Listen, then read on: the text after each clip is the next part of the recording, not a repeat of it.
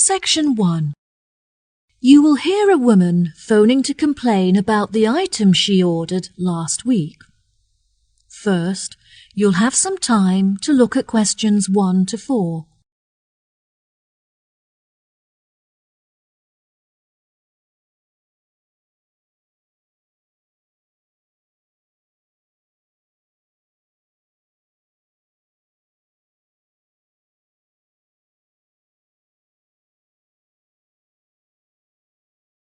You will see there is an example that has been done for you. On this occasion only, the conversation relating to this will be played first. Hello, you are through to the complaints department at Clifton Antiques. Before we begin, I'll just need to take a few details from you. Is that okay? Yes, of course, no problem. Okay, can I please have your full name? My name is Anna Lumley. That's Anna, L-U-M-L-E-Y. Right. The name is Anna Lumley, so Lumley has been written in the space. Now we shall begin. You should answer the questions as you listen, because you will not hear the recording a second time. Listen carefully and answer questions 1 to 4. Hello, you are through to the complaints department at Clifton Antiques. Before we begin, I'll just need to take a few details from you. Is that okay? Yes, of course, no problem. Okay, can I please have your full name? My name is Anna Lumley. That's Anna, L-U-M-L-E-Y. Right, and could you give me a contact number which we can use to reach you during the week? My mobile phone number is 077-876-345. Okay, great. How can I help you today, Anna? I ordered a large number of items from you last week on the 20th of February and was expecting them to be delivered on the 27th. However, only half of the shipment has arrived. I just want to make sure that they haven't been lost in transit. Right, okay. I'm sorry for the inconvenience. Let me track the parcel and see if I can find out when you should expect to receive the rest of your items. What did you list as the delivery address? I arranged for the parcel to be delivered from your warehouse on Ardale Road to my work address at 235 Ackendale Road. What was it, sorry? 235 Ackendale Road. A-K-E-N-D-A-L-E.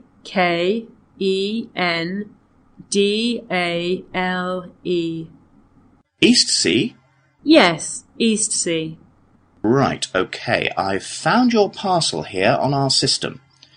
I can see that you've received your shipment, however, nothing is mentioned about the missing items. I would advise that you wait for 2 days, and if the other items don't arrive then, it may be necessary for you to claim insurance coverage for the value of the items. How much are the missing items worth? They cost me $34,500. Well, the insurance company will cover you for 10% of the value, so you could claim $3,450 from them. Just fill in the form on our website, and when the loss is confirmed, you'll receive the money within 1 week. We will refund the rest of the money to you within a month, so you won't suffer a financial loss. That sounds fine. Before you hear the rest of the conversation, you have some time to look at questions 5 to 10.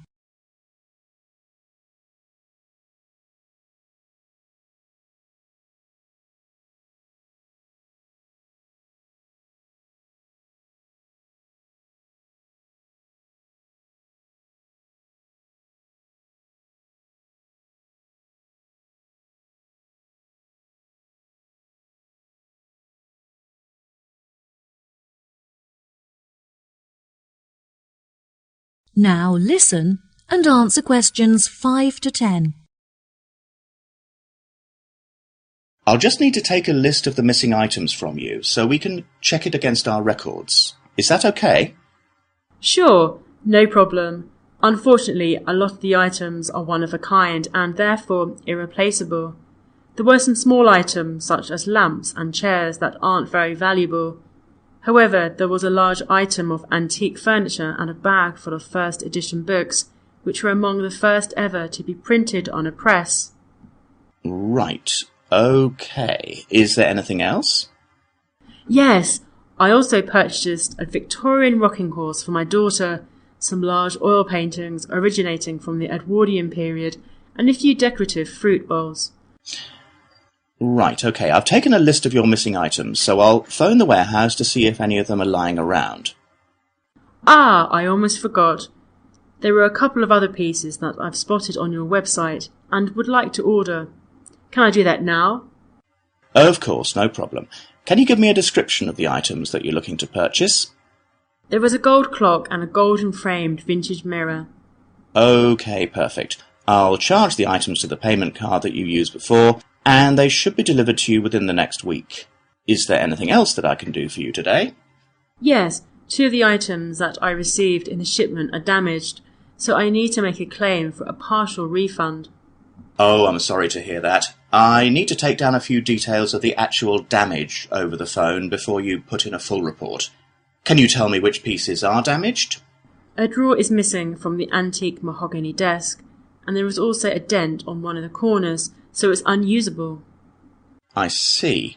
Any idea of the price of repairing it? No, well, I don't think it can be repaired. I will need a new one. Okay, I'll make a note of that and we'll see what we can do. Anything else? I also purchased a set of dining chairs with navy leather padding. However, the colour is faded and one of the legs has completely split down the middle. Okay, are there any other damaged pieces? Yes, I purchased a set of Chinese crockery to furnish my dining room table. However, when I opened the box, I found that a cup was missing and that some plates had smashed. 4, actually. And is that all of the items? Yes, I think that's all. Right, I'll calculate the value of the damaged items and we'll issue you a refund. Okay, thank you so much for your help.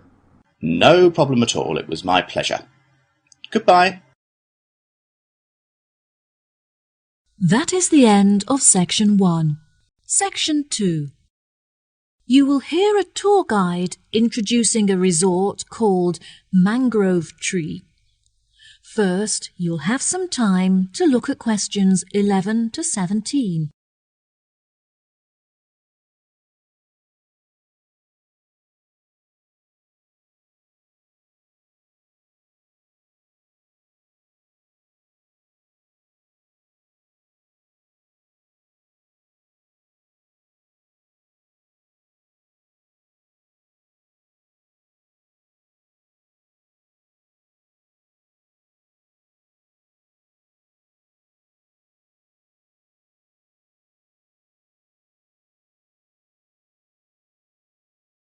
Now listen carefully and answer questions 11 to 17.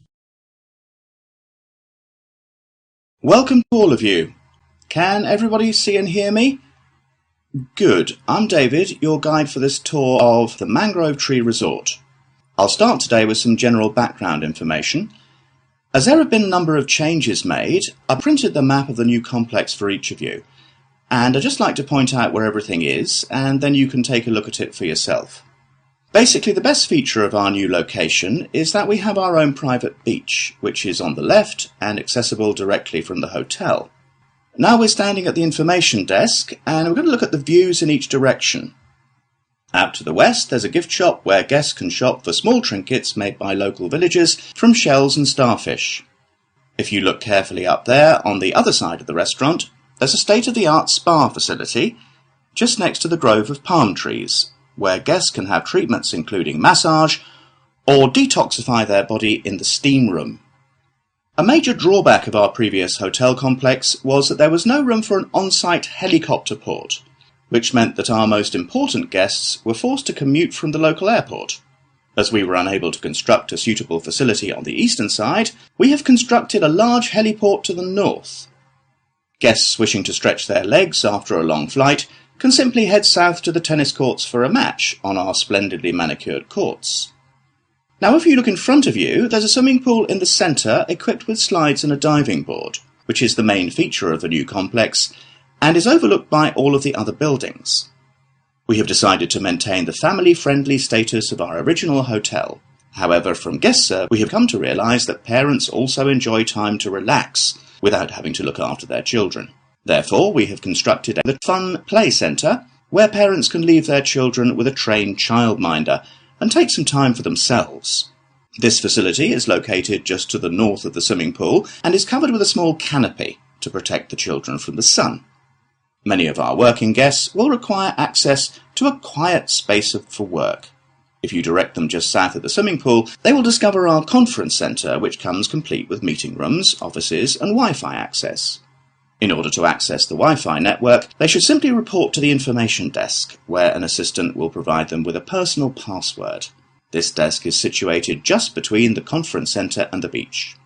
Finally, the complex also contains a large sports centre where guests can enjoy our gym facilities and take part in sessions for yoga and pilates. Overlooking the swimming pool from the southeast, the centre offers stunning views of the entire complex and across the ocean. Before you hear the rest of the talk, you have some time to look at questions 18 to 20.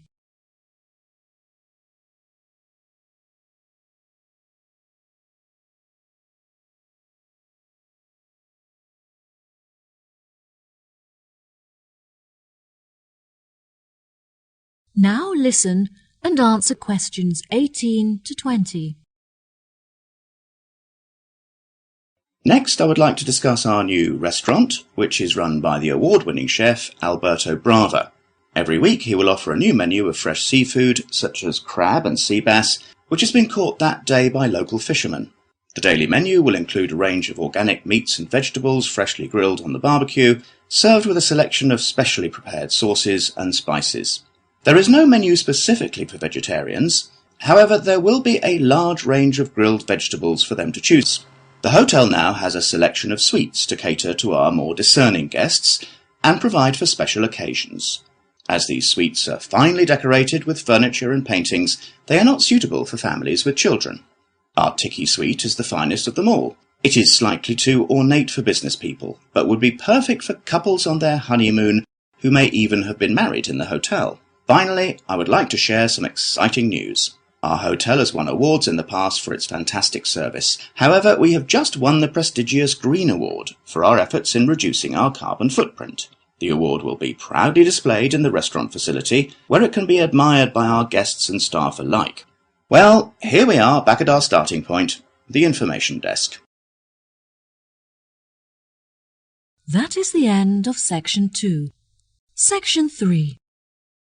You will hear a conversation between two students, James and Kate, talking about their studies and part-time jobs. First, you'll have some time to look at questions 21 to 25.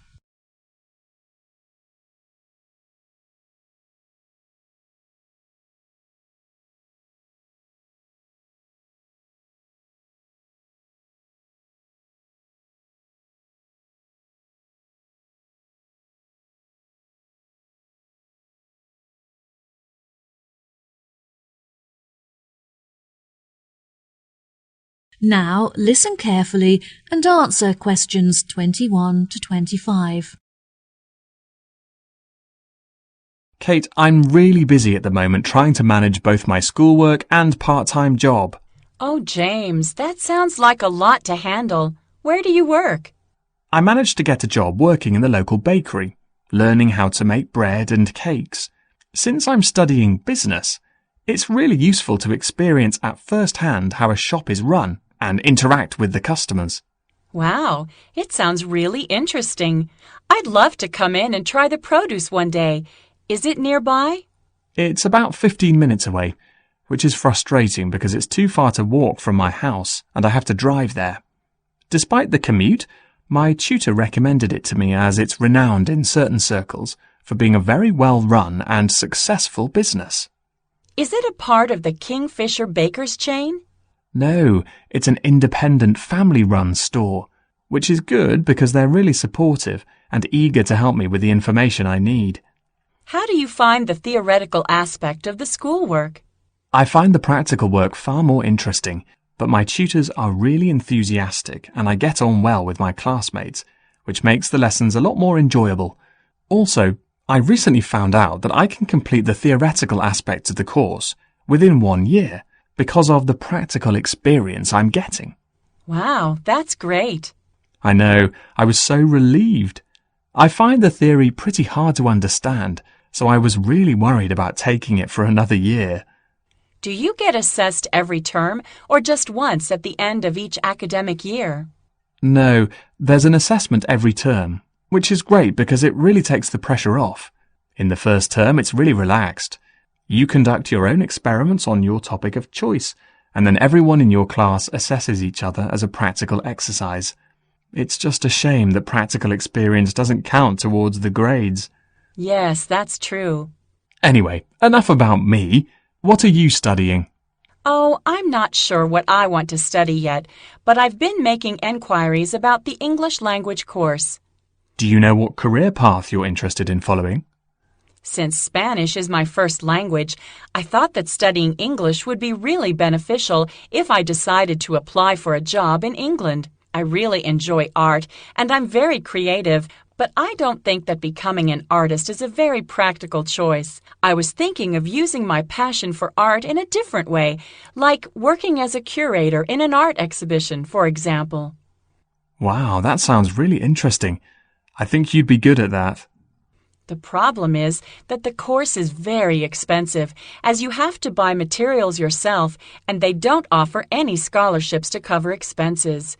I need to order a catalog of the courses on offer so I can see if there are any other modules that might perhaps be cheaper to study.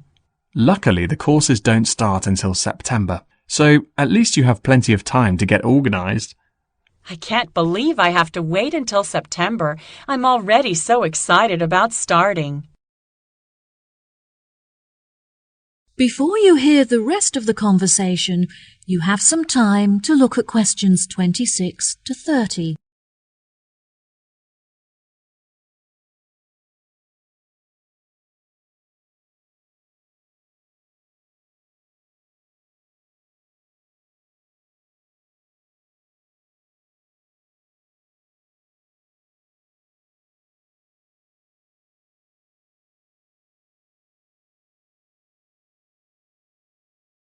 Now listen and answer questions 26 to 30.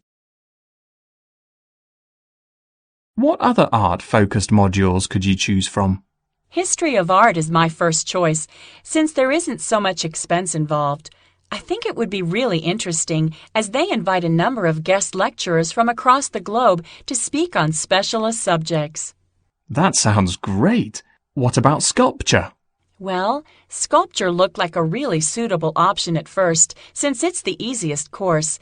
But again, the utensils and materials aren't provided, so you have to spend a lot of money on supplies. I'm also considering the option of digital painting. There isn't much reading involved, and the accommodation is located inside the studio, so you would never have to worry about commuting. Commuting is such an inconvenience, so that's definitely a big advantage. What do you think of art theory? That's definitely an option for me.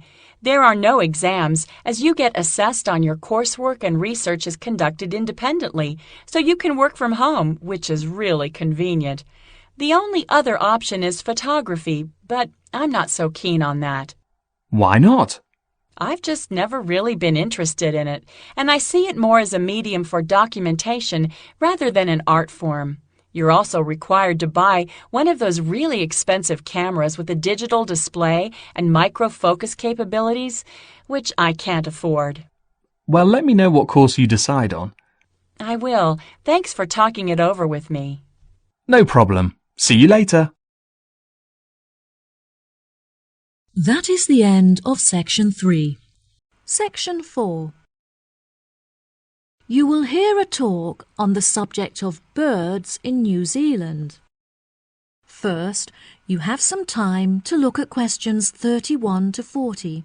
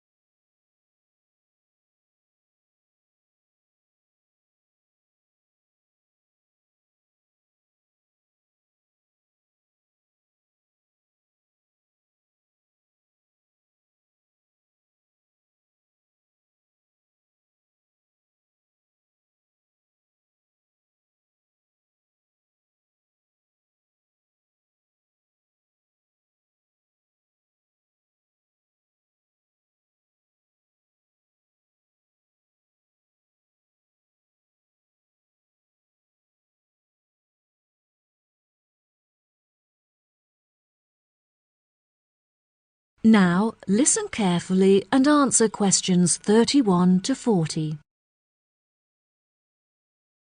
Good morning, everyone. Today we're going to look at birds native to New Zealand, delving into the facts and exploring methods of protecting these species from extinction.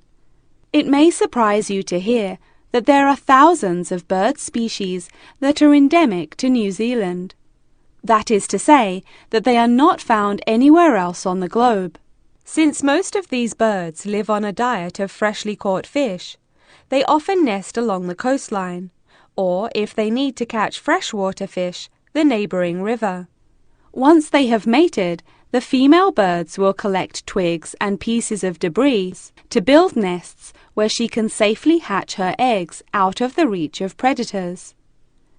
When humans arrived in New Zealand about 700 years ago, rats were carried on the ships with them.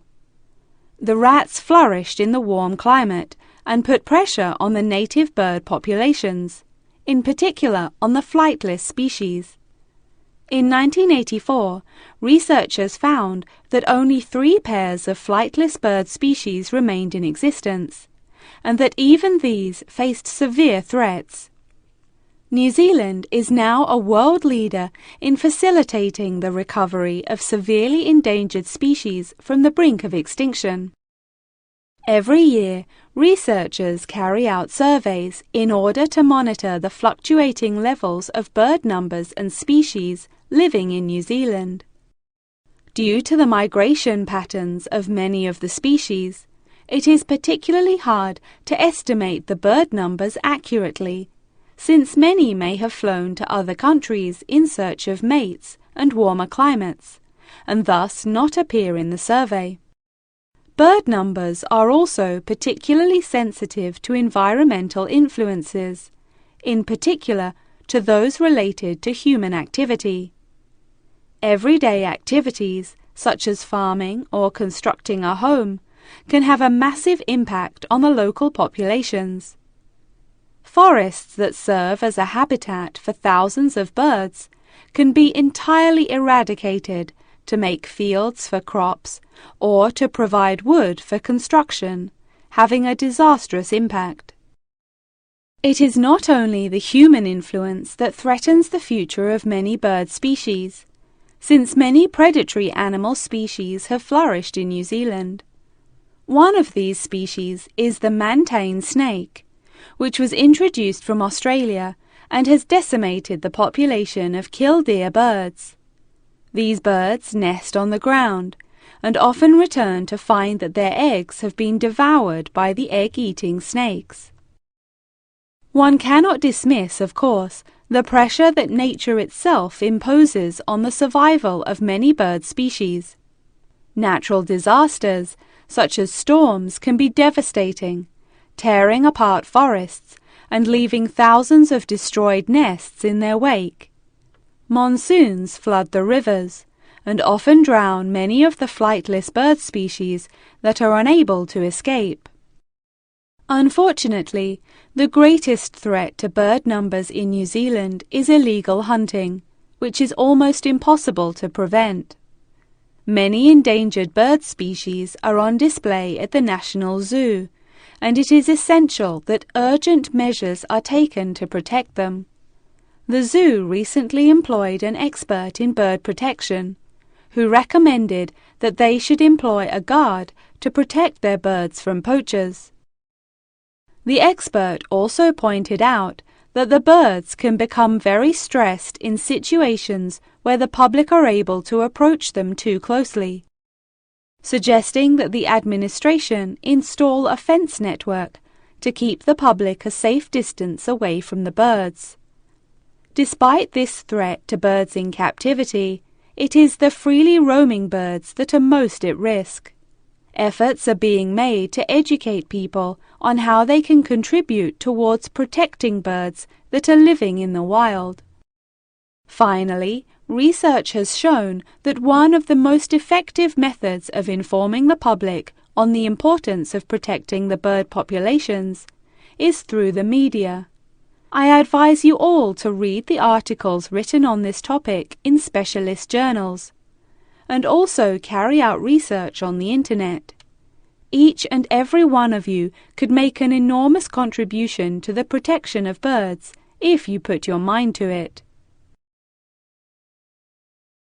That is the end of section 4. You now have half a minute to check your answers.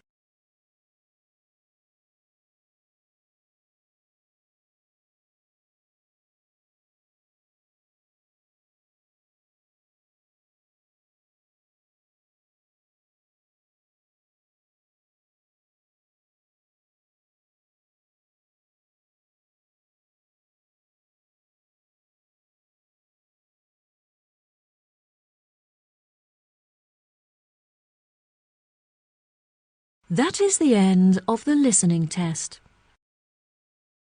In the IELTS test, you will now have 10 minutes to transfer your answers to the answer sheet.